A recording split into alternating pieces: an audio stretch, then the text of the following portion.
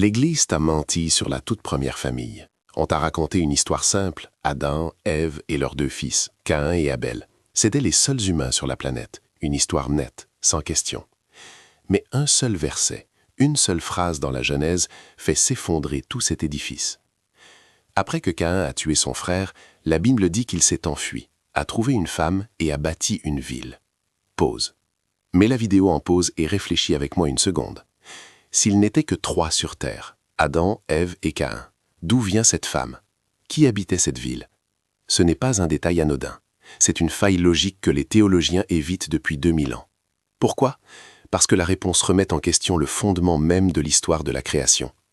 Et si je te disais que la vérité sur cette femme mystérieuse n'a pas été perdue, mais délibérément cachée? Que son existence prouve qu'Adam et Ève n'étaient pas seuls? Ce que tu vas découvrir dans les prochaines minutes n'est pas enseigné à l'école du dimanche. C'est une vérité qui, une fois comprise, change absolument tout sur le péché originel, la lignée humaine et le plan de Dieu. Respire à fond, car ce qui va suivre va ébranler tes certitudes les plus profondes. La question n'est pas « qui était la femme de Caïn ?» La vraie question est « pourquoi son existence même semble briser le récit que l'on t'a toujours raconté ?» Ouvre ta Bible à Genèse chapitre 4, versets 16 et 17. Lis-le attentivement. Puis, Caïn s'éloigna de la face de l'Éternel et habita dans la terre de Nod, à l'orient d'Éden. Ensuite, Caïn connut sa femme, elle conçut et enfanta Hénoc. Il bâtit ensuite une ville, qu'il appela du nom de son fils, Hénoc. Relis cette phrase, mais maintenant lentement. Il bâtit une ville, une ville. Pour qui? Pour lui-même, sa femme et son fils? Une ville de 3 personnes? Ça n'a aucun sens. Et il y a pire. Juste avant, au verset 14, Caïn a peur. Il dit à Dieu, « Voici, tu me chasses aujourd'hui de cette terre, quiconque me trouvera me tuera. » Arrête-toi une seconde. Quiconque? Mais qui est ce quiconque? S'il n'y a sur terre que ses parents, Adam et Ève, de qui a-t-il si peur? Tu te rends compte de ce que cela signifie? Le texte biblique lui-même sous-entend l'existence d'autres personnes, des étrangers. Une population suffisamment nombreuse pour peupler une ville et représenter une menace mortelle. Ce n'est pas un détail, c'est une fissure béante dans la narration officielle. Et face à cette fissure, 3 explications ont été avancées à travers les âges, chacune plus troublante que la précédente. La première, c'est la théorie officielle, celle que l'on te donne pour calmer tes doutes, l'inceste fraternel. Caïn aurait épousé l'une de ses sœurs, une fille d'Adam et Ève dont le nom n'est simplement pas mentionné. Une réponse simple, mais qui laisse un profond malaise moral, et ignore complètement le problème de la ville et des étrangers. La deuxième théorie est beaucoup plus dangereuse, c'est l'hypothèse d'une double création. Et si Dieu avait créé une première humanité en Genèse 1, avant de former spécifiquement Adam en Genèse 2? La femme de Caïn viendrait alors de ce peuple pré-adamite, une idée jugée hérétique car elle remettrait en question l'universalité du péché originel. Et puis il y a la troisième voie, la plus sombre. Celle qui murmure que l'épouse de Caïn n'appartenait ni à la famille d'Adam, ni même à une autre lignée humaine, mais à quelque chose d'autre, une lignée interdite. Et que leur union n'était pas un mariage, mais la première hybridation, la première souillure du sang choisi par Dieu. Quelle que soit la vérité, une chose est sûre, l'histoire de la première famille est bien plus complexe et bien plus terrifiante que ce que l'on a voulu te faire croire. Et en cherchant l'identité de cette femme, nous ne cherchons pas seulement un nom, nous cherchons l'origine d'un secret qui a façonné notre monde. Pour comprendre ce qui a été caché, tu dois faire quelque chose de radical. Oublie les interprétations, les commentaires de bas de page, les sermons que tu as entendus. Prends ta Bible. Ouvre-la à Genèse chapitre 4. Nous allons lire le texte brut, et tu vas voir que les indices ont toujours été là, sous tes yeux. Relis le verset 14. C'est Caïn qui parle à Dieu, juste après sa condamnation. Écoute sa peur. Voici, tu me chasses aujourd'hui, et quiconque me trouvera me tuera. Mets la vidéo en pause et réfléchis avec moi. Qui est ce quiconque? Si les seuls autres humains sont son père Adam et sa mère Ève, de qui a-t-il peur? A-t-il peur que ses parents, déjà âgés, le pourchassent pour le tuer? La question semble absurde, n'est-ce pas? Pourtant, le texte est là. La peur de Caïn n'a de sens que s'il existe d'autres gens. Des tribus, des clans, des étrangers, une population. Maintenant, avance de 2 versets. Genèse 4, verset 16. Puis, Caïn s'éloigna et habita dans la terre de Nod. Et voici le détail que presque personne ne remarque. En hébreu, le mot Nod, Noud, n'est pas un simple nom de lieu. Il vient de la racine qui signifie errer, vagabonder. Caïn ne va pas dans un endroit vide. Il s'exile sur la terre de l'errance, une terre déjà habitée par des errants. Il rejoint une population existante. Et la preuve finale, la plus irréfutable, se trouve au verset 17. Caïn connut sa femme et il bâtit une ville. Une ville. Tu saisis l'ampleur du problème? On ne bâtit pas une ville pour 3 personnes. Une ville implique une société, des artisans, des familles, une organisation. Le texte biblique ne dit pas « il bâtit une cabane », il dit « une ville ». Et il le mentionne comme un fait normal, une évidence, comme si le lecteur de l'époque était censé savoir d'où venaient ces gens. Alors, où est la clé? L'Église a évité cette question pendant des siècles, mais la réponse se trouve au tout début. Retourne à Genèse chapitre 1, verset 27. C'est le premier récit de la création. Lis-le, mais maintenant lentement. Dieu créa l'homme à son image, il le créa à l'image de Dieu, il créa l'homme et la femme. Fais attention aux mots, il les créa, au pluriel. Le texte hébreu parle ici de ha-adam, avec l'article le. Il ne s'agit pas d'un nom propre, mais d'un concept, l'humanité. Dieu crée l'espèce humaine, mâle et femelle, dans sa globalité. Puis, au chapitre 2, le récit change radicalement. Ce n'est plus une création globale, mais une action spécifique. Le verset 7 dit « L'Éternel Dieu forma l'homme de la poussière de la terre ». Ici, le texte commence à utiliser Adam comme un nom propre, un individu. Tu vois la distinction? Ce n'est pas une répétition, c'est une séquence. D'abord la création de l'humanité, Genèse 1, ensuite la formation d'un homme spécifique, Adam, tiré de cette humanité préexistante pour une mission spéciale, Genèse 2. Ce n'est pas une hérésie, c'est une lecture attentive du texte originel. Et si je te disais qu'Adam n'était pas le premier homme, mais le premier prêtre, le premier homme mis à part pour une alliance divine? Cela change tout ce qu'on t'a enseigné. La femme de Caïn ne sort pas de nulle part, les habitants de sa ville non plus. Il faisait partie de cette humanité originelle, créée en Genèse 1. Le problème n'est pas dans la Bible, le problème est dans la version simplifiée et censurée que l'on t'a racontée. Une version conçue pour cacher une vérité bien plus complexe sur nos origines, une vérité qui mène à 3 théories. La première, celle que tu connais, les 2 autres, celles qu'on a voulu t'interdire. Alors, face à ce vide, quelle est la réponse que l'on te donne depuis des siècles? Quelle est l'explication officielle que la plupart des théologiens et des pasteurs proposent pour refermer cette brèche dans le récit? C'est la première théorie, la théorie de l'inceste fraternel.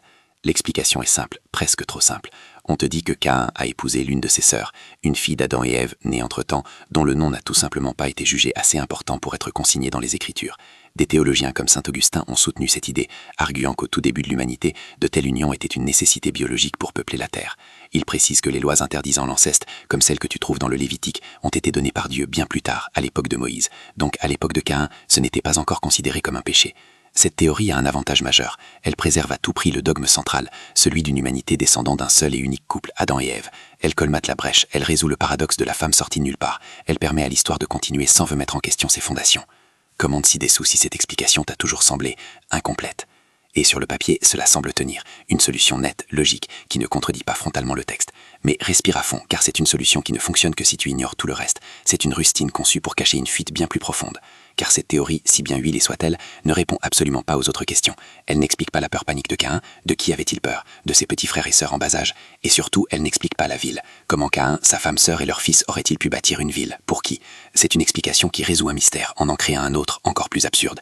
Elle te demande de croire que le mot ville ne signifie pas vraiment ville, et que la peur de Caïn d'être tué par quiconque ne visait personne en particulier. Elle te demande de tordre le sens des mots pour préserver une idée. Mais voici le problème que personne ne mentionne. En se focalisant sur le qui, une sœur anonyme, cette théorie orthodoxe t'empêche de poser la vraie question. Et si la femme de Caïn ne venait pas de la famille d'Adam? Et si la solution n'était pas une sœur, mais un autre peuple? C'est ici que nous entrons dans un territoire dangereux, une idée si controversée qu'elle a été déclarée hérétique et combattue avec acharné pendant des siècles. C'est la deuxième théorie, l'hypothèse de la double création. Respire à fond parce que ce qui vient maintenant change tout ce qu'on t'a enseigné sur la Genèse. Oublie l'idée d'un récit unique et linéaire. Relis les 2 premiers chapitres comme s'il s'agissait de 2 événements distincts. D'abord, Genèse 1, verset 27. Dieu créa l'homme à son image, il créa l'homme et la femme. Le texte hébreu originel utilise ici le terme ha-adam avec l'article le. Ce n'est pas un nom, c'est un concept, l'humanité.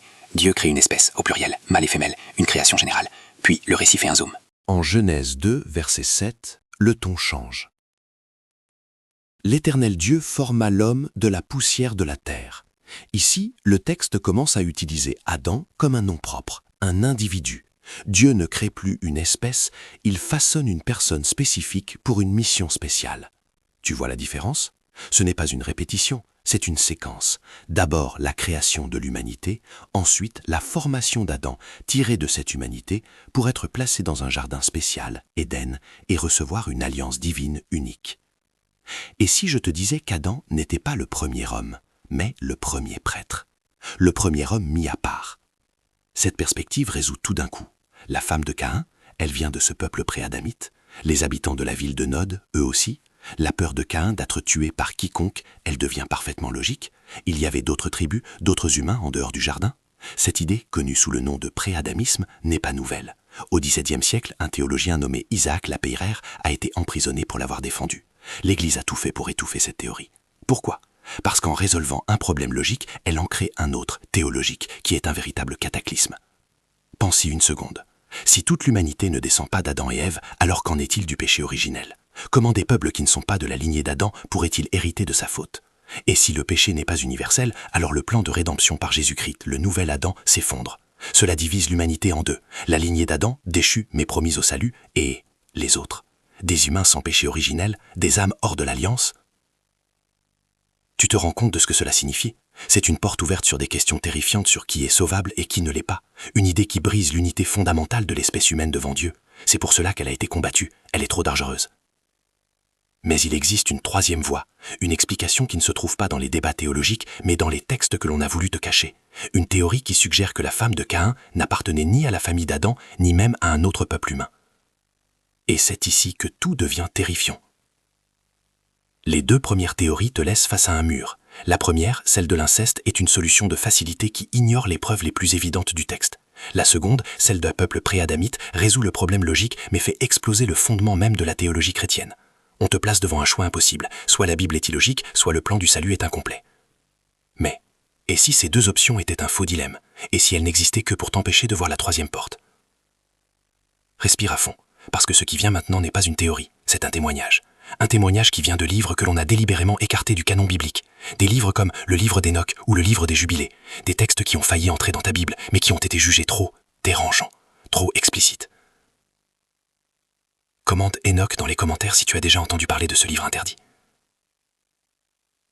Ces textes ne se posent pas la question de savoir si la femme de Caïn était ta sœur ou une étrangère. Ils posent une question bien plus terrifiante. Et si elle n'était pas entièrement humaine? Ouvre ton esprit. Retourne à Genèse, chapitre 6, juste avant le déluge. La Bible nous donne la raison de cette destruction totale. Lis les versets 1 et 2. Lorsque les hommes eurent commencé à se multiplier sur la face de la terre et que des filles leur furent nées, les fils de Dieu virent que les filles des hommes étaient belles et ils en prirent pour femmes parmi toutes celles qui choisirent. Arrête-toi là. Qui sont ces fils de Dieu? La tradition les identifie comme des anges déchis. Ils se sont unis à des femmes humaines, et de cette union sont nés les Néphilim, les géants, une race hybride qui a corrompu la terre et rendu le déluge nécessaire. C'est l'ultime transgression, le mélange des lignées, la souillure des sangs. Maintenant, pose-toi la question. Cette corruption a-t-elle commencé en Genèse 6? Ou est-ce là qu'elle a atteint son paroxysme? Et si je te disais que l'union de Caïn avec sa femme était le tout premier acte de cette hybridation? Le péché originel n'était pas de manger un fruit.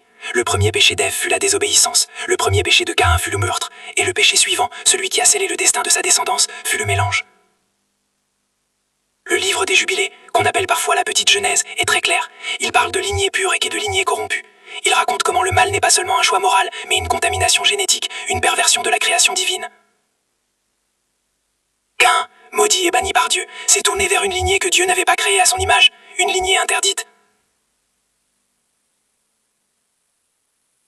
Tu te rends compte de ce que cela signifie? La femme de Caïn n'est pas un simple personnage manquant, elle est la patiente zéro, la source d'une corruption qui a failli anéantir l'humanité.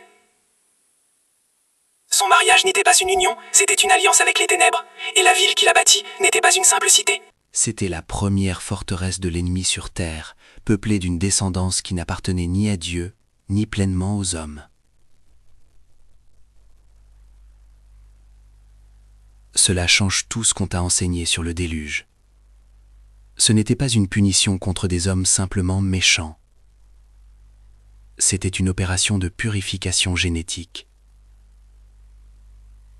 Un acte chirurgical divin pour sauver la lignée d'Adam, à travers Noé, de la contamination totale. La question n'est donc plus « qui était-elle ?» La question est « quelle était sa nature ?» Son nom a été effacé de l'histoire, mais sa lignée a un nom. Un nom qui fait écho à travers tous les mythes anciens. Un nom qui explique les géants, les démons et les monstres des légendes. Tu as attendu près de 20 minutes. Maintenant, je vais te révéler l'origine de cette lignée interdite. Et quand tu comprendras ce qu'elle était, tu ne liras plus jamais la Genèse de la même manière. Les 2 premières théories te laissent face à un mur. La première, celle de l'inceste, est une solution de facilité qui ignore les preuves les plus évidentes du texte. La seconde, celle d'un peuple pré-adamite, résout le problème logique, mais fait exploser le fondement même de la théologie chrétienne. On te place devant un choix impossible, soit la Bible est illogique, soit le plan du salut est incomplet. Mais, et si ces 2 options étaient un faux dilemme? Et si elles n'existaient que pour t'empêcher de voir la 3e porte? Respirez à fond, car ce qui va suivre n'est pas une théorie, c'est un témoignage. Un témoignage qui vient de livres que l'on a délibérément écartés du canon biblique. Des livres comme le livre d'Enoch ou le livre des Jubilés. Des textes qui ont failli entrer dans ta Bible, mais qui ont été jugés trop dérangeants, trop explicites. Ces textes ne se posent pas la question de savoir si la femme de Caïn était sa sœur ou une étrangère. Ils posent une question bien plus terrifiante, et si elle n'existait pas entièrement humaine? Ouvre ton esprit. Retourne à Genèse, chapitre 6. Juste avant le déluge. La Bible nous donne la raison de cette destruction totale. Lis les versets 1 et 2. Lorsque les hommes eurent commencé à se multiplier sur la face de la terre, et que des filles leur furent nées. Les fils de Dieu virent que les filles des hommes étaient belles, et ils en prirent pour femmes, parmi toutes celles qu'ils choisirent. Arrête-toi là. Qui sont ces fils de Dieu? La tradition les identifie comme des anges déchus. Ils se sont unis à des femmes humaines. Et de cette union sont nés les Néphilim, les géants. Une race hybride qui a corrompu la terre et rendu le déluge nécessaire. C'est l'ultime transgression, le mélange des lignées, la souillure du sang. Maintenant, pose-toi la question. Cette corruption a-t-elle commencé en Genèse 6? Ou est-ce là qu'elle a atteint son paroxysme? Et si je te disais que l'union de Caïn avec sa femme était le tout premier acte de cette hybridation? Le péché originel n'était pas de manger un fruit. Le premier péché d'Ève fut la désobéissance. Le premier péché de Caïn fut le meurtre. Et le péché suivant, celui qui a scellé le destin de sa descendance, fut le mélange. Le livre des Jubilés, qu'on appelle parfois la Petite Genèse, est très clair. Il parle de lignée pure et de lignée corrompue. Caïn, maudit et banni par Dieu, se serait tourné vers une lignée que Dieu n'avait pas créée à son image. Une lignée interdite. Tu te rends compte de ce que cela signifie? La femme de Caïn n'est pas un simple personnage manquant. Elle est la patiente zéro. La source d'une corruption qui a failli anéantir l'humanité. son mariage n'était pas une union, c'était une alliance avec les ténèbres. Et la ville qu'il a bâtie n'était pas une simple cité. C'était la première forteresse de l'ennemi sur terre, peuplée d'une descendance qui n'appartenait ni à Dieu, ni pleinement aux hommes. Mais, même cette vérité terrifiante n'est qu'une partie du puzzle. Elle explique le comment de la corruption, mais pas le pourquoi du silence de la Bible. Vous avez attendu. Vous avez écouté les théories. Maintenant, je vais vous révéler la clé. Le secret n'est pas un nom caché dans un livre apocryphe. Le secret a toujours été là, dans le premier chapitre de la Bible, caché à la vue de tous par un simple détail de traduction. Respirez à fond. La vérité est un mot. Ouvre ta Bible à Genèse, chapitre 1, verset 27. Relis ce verset mais maintenant, lentement. Dieu créa l'homme à son image. En hébreu, le mot utilisé ici n'est pas simplement Adam, c'est Ha-Adam, avec l'article le. Ce n'est pas un nom propre, c'est un concept. Cela signifie l'humanité, l'espèce humaine. Dieu crée l'espèce, dans sa globalité. Maintenant, va à Genèse, chapitre 2, verset 7. L'Éternel Dieu forma l'homme de la poussière de la terre. Ici l'article disparaît. Le texte commence à utiliser Adam comme un nom propre, un individu. Tu vois, ce n'est pas une répétition, c'est une séquence. Étape 1, Dieu crée Ha-Adam, l'humanité, une population. Étape 2, de cette humanité, Dieu forme un individu spécifique, Adam, pour une mission spéciale. La femme de Caïn ne sort pas de nulle part. Les habitants de sa ville non plus. Ils faisaient partie de Ha-Adam, l'humanité qui existait déjà. Et voici la révélation qui change tout. Adam n'était pas le premier homme. Adam était le premier prêtre. La famille d'Adam n'était pas la seule famille biologique sur Terre. C'était la première lignée sacerdotale, une lignée choisie, mise à part pour une alliance unique avec Dieu dans un lieu saint, le Jardin d'Éden. Le péché originel n'est pas un péché biologique qui a contaminé toute l'espèce, mais la rupture de cette alliance sacerdotale par son premier représentant. Et quand tu comprends cela, tu ne peux plus jamais lire la Bible de la même manière. La peur de Caïn, la ville, sa femme, tout devient limpide. Il n'a pas été banni dans un monde vide.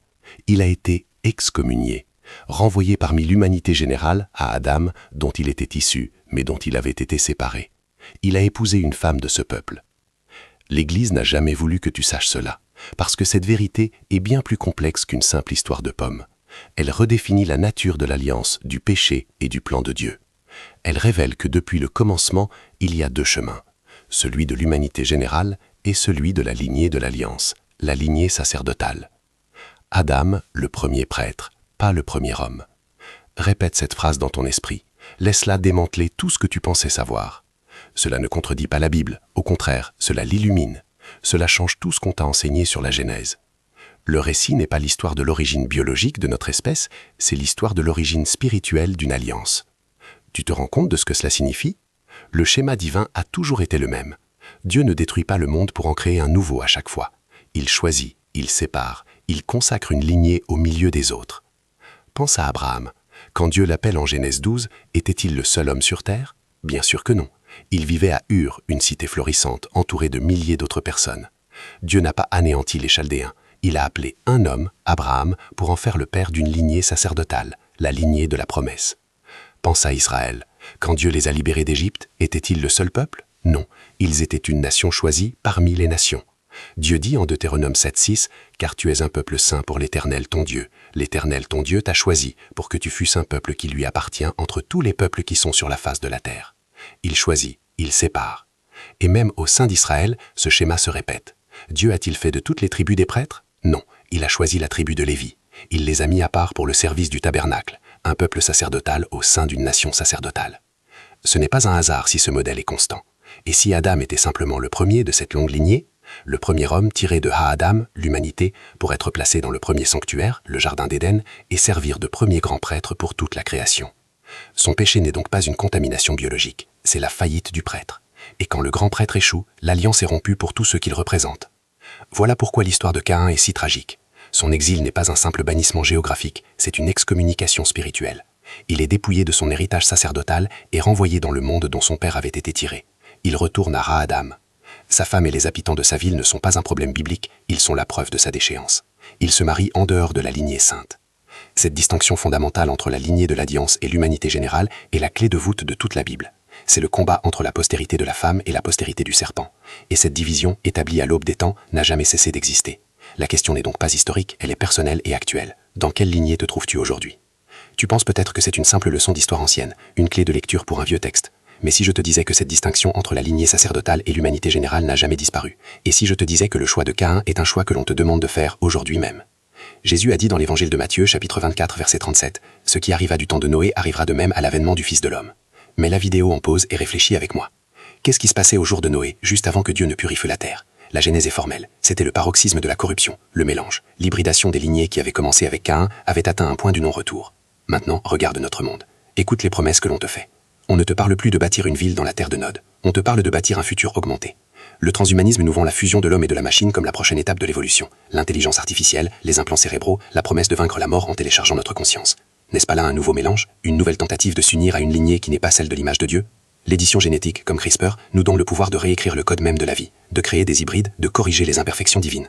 C'est la même arrogance, la même transgression, mais avec la puissance de la technologie moderne. La question posée par l'existence de la femme de Caïn n'a jamais été aussi pertinente. Qu'est-ce qui définit l'humain? Où se situe la frontière entre l'amélioration et la dissolution? Entre l'image de Dieu et une nouvelle image, créée par l'homme lui-même? Alors, la question n'est plus historique, elle est personnelle. Elle est pour toi, ici et maintenant. Quelle lignée choisis-tu?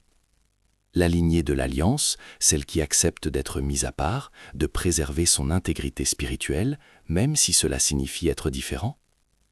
Ou la lignée de Caïn, celle qui cherche le pouvoir dans le mélange, qui sacrifie son essence pour les promesses séduisantes d'une humanité 2.0? L'intégrité spirituelle ou la fusion technologique? Ton choix déterminera bien plus que ton futur, il déterminera ton éternité. Nous sommes partis d'une simple question, une fissure dans le récit de la Genèse. Qui était la femme de Caïn? Et cette question nous a menés à une révélation qui fait trembler les fondations de 2000 ans de théologie. Tu te rends compte de ce que cela signifie? Adam n'était pas le premier homme, mais le premier prêtre. Sa lignée n'était pas la seule, mais la première lignée sacerdotale, mise à part pour une alliance avec Dieu. Le secret n'était pas une femme, mais un choix. Le choix de Caïn de quitter cette alliance sacrée pour se fondre dans le monde, de mélanger sa lignée. Et ce choix, cette bifurcation originelle, résonne jusqu'à aujourd'hui. Il t'est présenté chaque jour, sous de nouvelles formes. La question n'est plus historique, elle est devenue ton présent. Vas-tu préserver l'intégrité de ce que tu es, ton image de Dieu, ou céderas-tu aux sirènes de la fusion, de l'amélioration, de la transgression qui promet le pouvoir, mais coûte l'âme? Si cette vidéo a ouvert une brèche dans tes certitudes, si elle t'a forcé à regarder le texte d'un œil nouveau, alors mon travail ici n'est qu'à moitié fait. Pour continuer ce voyage ensemble, abonne-toi à cette chaîne pour ne rien manquer des révélations à venir. Active la cloche des notifications pour être le premier averti. Partage cette vidéo avec au moins une personne qui, selon toi, a besoin d'entendre cette vérité. Et commente ci-dessous, quelle lignée choisis-tu? Celle de l'alliance ou celle du mélange? Dans la prochaine vidéo, nous allons révéler ce qui s'est passé lorsque cette transgression a atteint son paroxysme. Parce que les Néphilim, les géants de Genèse 6, ne sont pas apparus de nulle part. Ils préparaient déjà l'ultime corruption, celle qui visait à rendre impossible la venue du Messie. Et tout a commencé avec cette première union interdite, celle de Caïn, dans la terre de Nod. Ne manque pas ça, parce que ce que tu découvriras va redéfinir ta vision de la guerre spirituelle qui se joue depuis l'aube des temps.